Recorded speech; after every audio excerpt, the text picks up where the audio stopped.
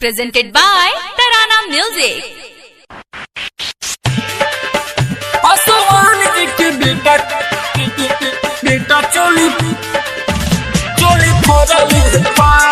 DJ हरिओ चोली फोड़ले पा आसमान के बेटा चोली रिकॉर्डिंग पर तराना म्यूजिक फोड़ले बा कैलस भरी यारी धकिया कवारी हो धकिया कवारी रहे कमजोर बाकी पर गइल भारी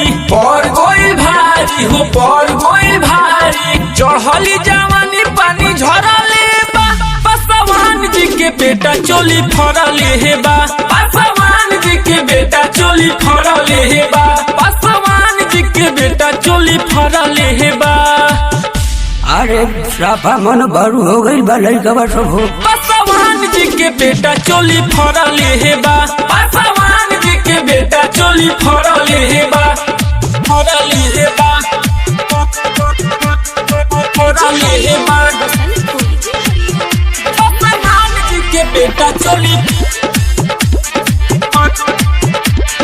फरले हे बा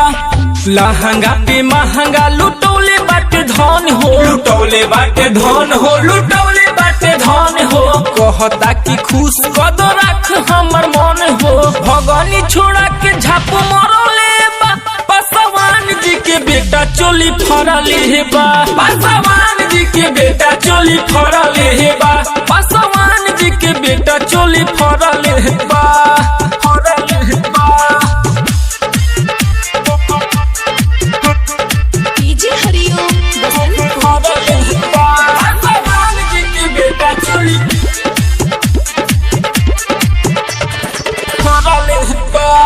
लेत रहे मजा असट जावे पया के